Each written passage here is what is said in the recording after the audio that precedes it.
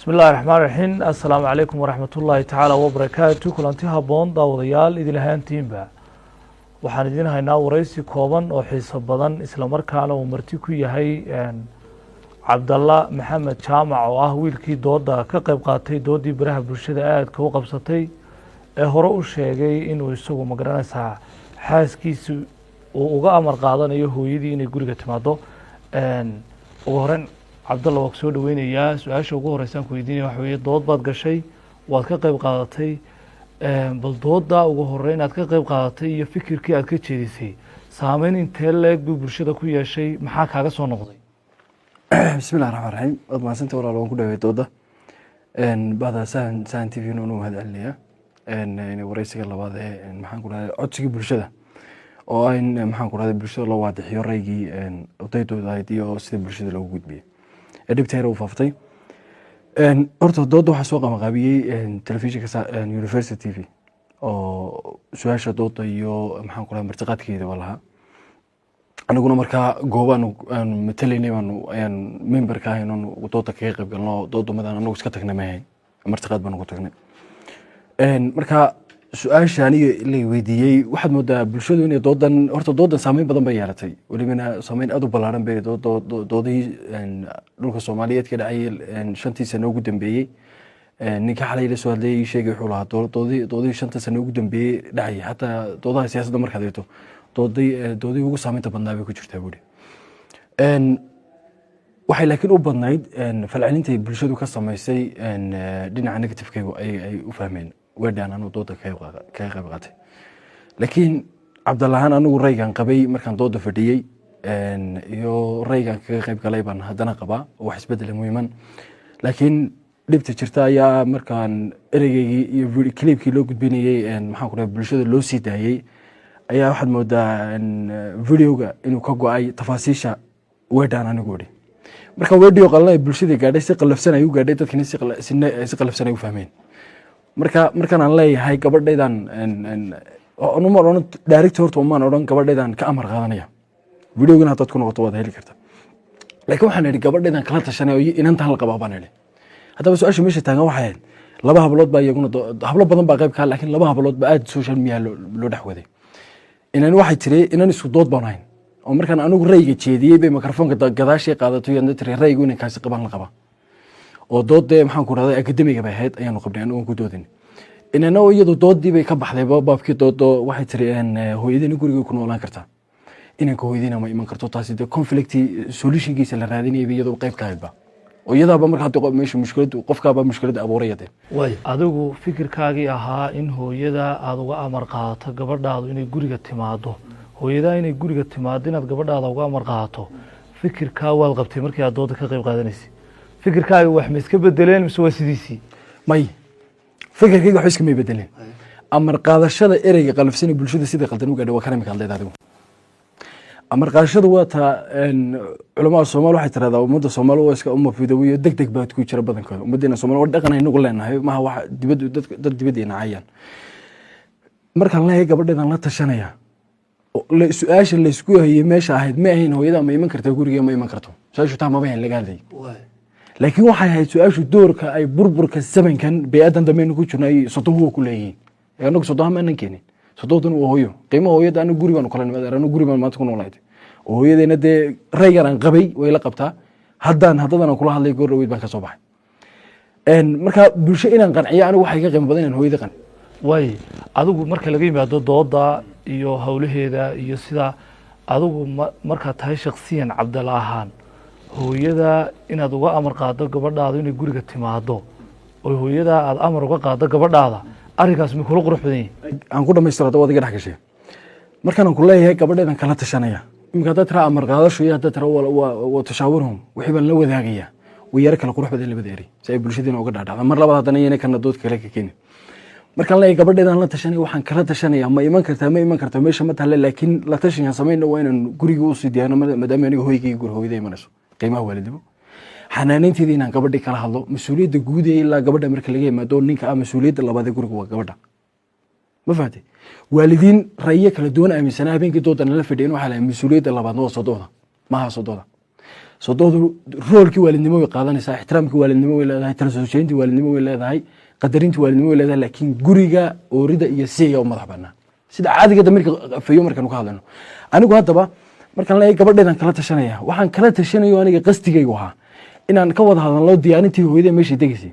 hadday muddo yar joogayso na soo siyaaratay iyo hadday for life nala deganaanaysaba xanaanayntii inaan gabadheeda kala hadlo. waa inuu masaariif waxba ninku ku maqan yihin markuu badanka guriga isaguma joogo, gurigiin la dareemo inuu qof weynu mas-uuliya kusoo rayaan qabee markaan gabadheeda kala tashanaya positively bu ahaa oo ereygaas ahaa aan hadda ku waadixinayo. bulshadiina dhinacii kale waaminta adiga hooyadaa maanta haddii marka laga yimaado xanaanada iyo howlaha kale iyo hooyadaa howlaha aad u qaban lahayd ee wanaagsan, markii hooyadaa maanta gurigaaga timaado ama ha joogto ama in kale ha joogto ama in doontooda ha joogto ama bilooyin iyo sannadaa ku noolaato, miyay kula wanaagsantahay in gabadh ama adiga ahaado ama wiil kaleba ahaadee uu hooyadiisii soo korisay oo inanay maanta isbarteen uu nolosha la wadaagay uu uga amar qaado u yidhaahdo hooyadii baa guriga imanaysa, hooyadaa gurigaaga inay bilaa shuruud ku soo gasho maxaa diidaya oy bilaa shuruud ku joogto? waxa loo xadiidaya ma jiraan, laakiin shuruuddu waa noocma. eg hooyadaa guriga ma iman kartaa iyo ma iman karto asal logically maaha. way dad aqoon-yahan ayna daawanaya, dad culamaaba ayna daawanaya, dad waxayna daawanaya inaga daaweyn, dad inaga aqoon badan bay daawanayaan. ma iman kartaa iyo ma iman karto doodu may ahayn bilxisaana kuma inaynu dooda qastigeeda faahna weeyaan. laakiin waxay ahayd saan horeba kuugu sheegay adigoo raalliya, waxay ahayd burburkay doorkay sodoonku ku leeyihiin. marka anigu waxay ahayd doodan kaga jawaabayay hooyadaa gurigaaga ma burburin kartaa caqliyan marka la eego qofka biniaadanka hooyadaa adiga maanta burburka gurigaaga miyaad ka shaqayn kartaa? maya asal logically marka laga hadlayo maya. mid kale aan ku dhahdo, gabadh waxaa fadhiday 7 ciyaal loo dooda qayb naga lahayd, way araga fadhiday meesha. waxay tiri sodohii hore way arag maaha imiga erey anoo nool leeyahay Cabdilhaan leeyahay maaha. waxay tiri sodohii hore iyo sodoha maanta isku mid maaha. sodohii hore dadka way gubaabin jireen, sodohii hore maxaan ku rahday dadka way maxaan ku rahday dee rool weyn bay ka lahayn dhismaha qoysaska Soomaalida nooc doonaba ha ahaado. laakiin sodohaha maanta isbedel baa ku yimid bay tiri aad ballaaran warayga qabtay, laakiin ma ahayn dadkii baraha bulshada sawirka waana caqli fayo saliimo way arag wahayd. anigu Cabdilhaan waxaan u soo joogay sodoho labada daraf ama xagga inanta hadba qisooyin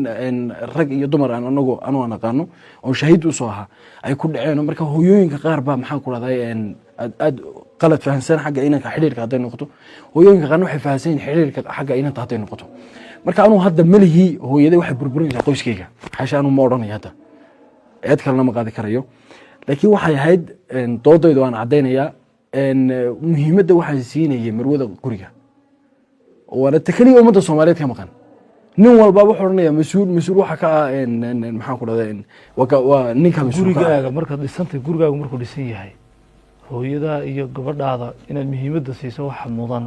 oo dadka dee caqliga saliimka markaynu fikirna ay tahay waa hooyada way ka horeysaa waan qabaa. marka dood marka laga yimaado dooda dad badan baa iyagu leh war maanta inankani siduu u hadlay waa si qaldan oo sidii aad u hadashay aan fahmaynin. markaa maanta bulsho badan baa ku dhibsatay oo hadalkaaga dhibsaday oo sidaad u fikirtay dhibsaday. bulshadii iyaga hadday doonaan ama dooda ha qaldanaato ama fikirkaagu ha qaldanaato, bulshada maanta marka raali gelinaysa hadalkaa aad adigu sheegtay ee aad magaranaysaa siday doonaanba ha u qaataan hadalkaa damqay iyaga bulshada Soomaaliyeed meel kastay joogaan, culimo hadday noqoto, hadday hooyooyinka noqoto, hadday cid kasta noqoto, hadalkaagaas wuu dhibay. markaa maanta raali gelin halkan ma uga diraysaa hooyooyinka Soomaaliyeed iyo dadkii kale hadalkaaga dhageystay? raali gelin waxaan u dirayaa way dhaqaldanay bulshada gaadhay sida qaldan iyagu fahmeen. anu wax dambiyo gala ma jiro soo Cabdilmay, anu wax dambiyo gala ma jiro. rayga sidaan u waday maaha bulshaduna si kale u qaadatay, anigu qaladku halkayga maaha. laakiin waxaan raali gelin u dirayaa bulshada sida qaldan u fahantay qastiga doodayduna salimika way ku iftiimiyeen intaas oo buuxad. way markii hooyada ay daawatay doodan dadka qaar baa iyagu aaminsan inanka talo haddii hooyadii daawatay macalaa oo markuu leeyahay gabadhaydan hooyadii uga amar qaadaya hooyadii dareenkiisa talo hooyadii dareenkiisa sidoo noqonayo ma ka fikirtay isaga laftiisa hooyadii dareenkeedu sidoo noqonayo ma ka fikiray? midaan ku dhado hooyaba iska daa dad iyo hordhici dooda daawaday oo sida badanka bulshadu negativity-ga qaybtooda iyaguna negative-ka ka eegay ayaa markay doodii dhammaystiran daawadeen. doodayda dhammaystiran xataa waxaa ku jira xiriirka waalidnimo iyo cilaaqaadka labada xidid iyadoo halkiisa lagu ilaalinayo. ixtiraamka waalidkaan ka hadlanaadaan anu waalid casminayn ixtiraamka waalidkaan ka hadlan isagoo halkiisa lagu ilaalinayo qoyska iyo reerka loo faraha looga qaado ninka iyo orida iyo isaygeeda guriga lagu qabo dadkii hordhaca dooda daawada reega qaldan qaatay telefoonkayga haddaad eegto messengerka fariimaha laga soo diray messajada soo gaaraya messajada caadiga whatsappkayga social media anugu isticmaalo waayo waxaan kamid ah dadyoga social media aadka u isticmaala markay doodii dhammaystiran soo daawada anigii dib cafisiga dalbanaya sawirkayga ay isticmaaleen ay haddana fahanka iyo markay heleen doodii dhammaystiran inay fahmaan waayo hordhac video clipka hordhac wuxuu ka soo horreeyay muddo 15 saacadood ayaa hordhac la soo daayay kadib doodii dhammaystiran ba 9 habeenimo la soo galay ma fahanteen marka dadyoga qaar academically markay eegayaan de wax xumaano ku jirta ma jirto aniga doodooda mana jabna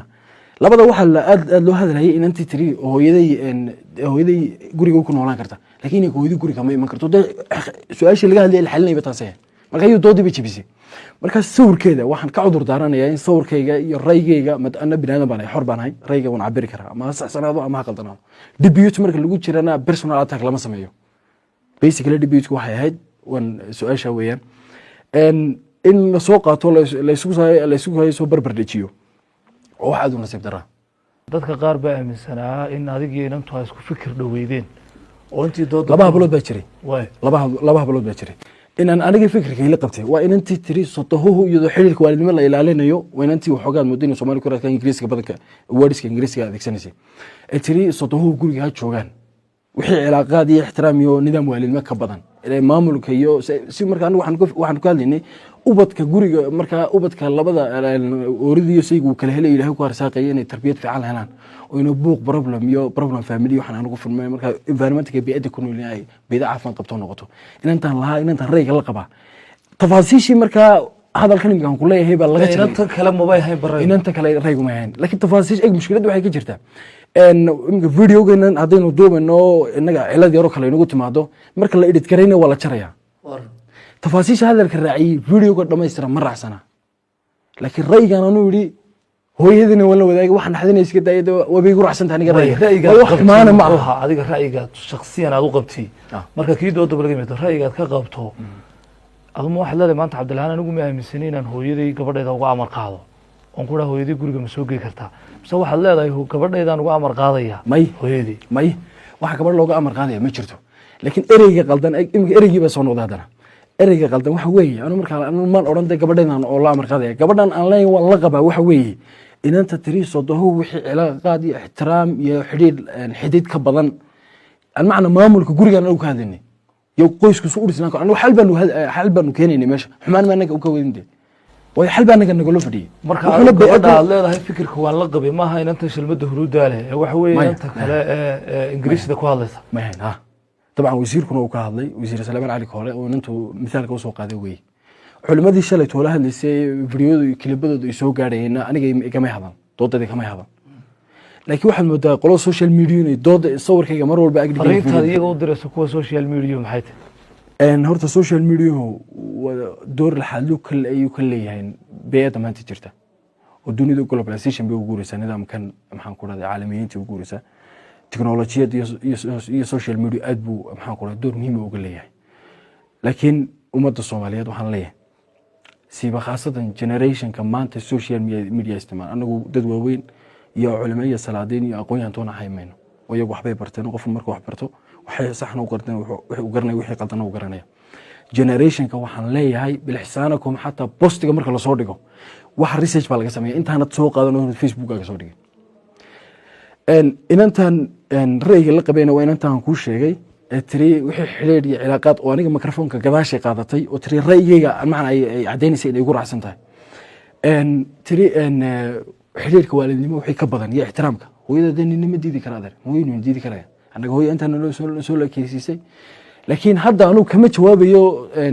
weedhahan yara Facebook carcararayo waxaan kale badan la soo googoosanay waxaan aniga wax qiimo agteeda kale ma sameynayso nolol maalmeedkiina waxa la xasaameynay ku yeelata ma jirto hadda shaqadeena ka yimid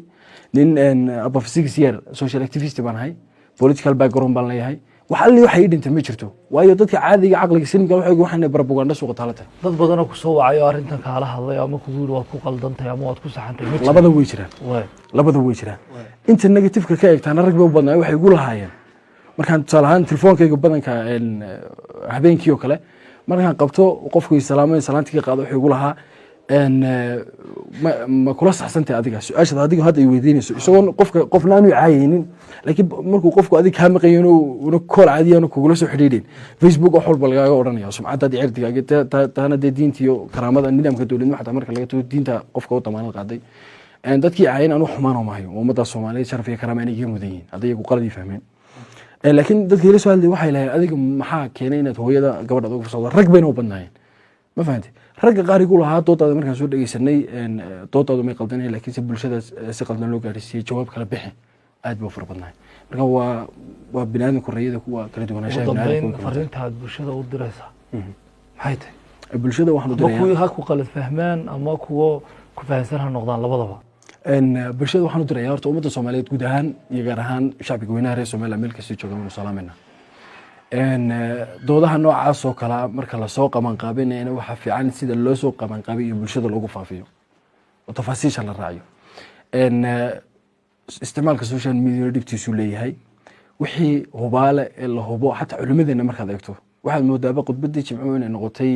shay ugu dambeysay shalay xalay suuqa dhacay mahayna culimadu saas meel aad bay ugu qaldan yihiin bulshada waxaa lagala hadlaa waaqica jira waxaa laga hadlaa mustaqbalkooda waxaa laga hadlaa qiyamka iyo dacwadda islaamka culimadu inay sheegaan qalad maaha laakiin siyaabaha u sheegayaan baad moodaa in iyaga laftooda bahdii social media culimada badankoodu maaha culimadu karaamay mudan yihiin laakiin culimada badankoodu maaha culimada qaar baad moodaaba inay reactionadii youtube-ka kole ay bixiyaanba waxay xalay arkeen isla caawadan sheegaya xataa qofku hadduu qaldan yahay diintan waa nasteexo inuu social media kala hadlo shakhsi cirdigiisa sharaftiisa uu sheekh isagoo imaamo maxaan ku raday qaadiisu sheegay uu qofta sharciisa cirdigiisa uu farakeliyo diinta islaamkana ogolayn hadduu dood qabanayna una la soo fariisan karaa diinta islaamkana ogolayn in qofku cirdigiisa wax laga sheego nabi maxamed calayhi salaatu wasalaam ninka ka ra'yiga duwan muu dhaleecaynayn muu aflagaadaynayn waxna kamuunan u xumaanayn qofka inaad dhegeysato markuu qalday si nasteexala wax ugu sheeg baa layidhi marka culimadeenu anigoo ixtiraamaya oo sharaf iyo karaamo u haya oonan wax cambaarayn iyo wax dhaliina aan usoo jeedin oona dee iga aqoon badan iga cilmi badan yihiin culimadayda iyo cuqaashi iyo waa eragayga waxgaradkayga bay yihiin waxaan leeyahay shay kastoo bulshada ka dhexdhaca ama dhib kastoo bulshada kusoo kordha ama dee maxaan ku raday dunuub kastoo ama macaasi kastoo bulshadeena ilahay bay naguma keenay nagu soo dhex kordhaan waa inay sheegaan markay dhibtuu leeya ay sheegayaan waa inay xalkiisii asbaabtii keentayna sheegaan egta keliya naga maqan ba taasa markan wax dhaliilayso wax loo dhalila way naqaanaa ma fahantay laakiin waxaan aad dhaliilayso waa inaad ummadda xalkeediina u sheegto si marka xalkii loo baaday doono masalada dood kaloo sidoo kale aad ka qayb qaado horta dee haddii doodaha waaqica bulshada marka laga hadlayo maxaan ku raday doodu noocay doontaba ha ahaato aqoonteedii kartidii waayarinimadeedii aan leeyahay maadaama kuri 6 sano wax ka badan baan social activist ahay waan gelayaa waxay ila tahay waa qofku bini'aadamka xor buu inuu ra'yigiisa cabiro marka aanu cidna caayin cidna cambaaraynin personal attackna samaynayn baan waxaadba waxay ila tahay waayo waxaan waa aaraa waxaa loo naaqashaya analyse loo samaynaya in ra'yiga wanaagsanaa laga dhex qaado diyaar baan ahay doodano aanu kala inaan qayb galo insha allah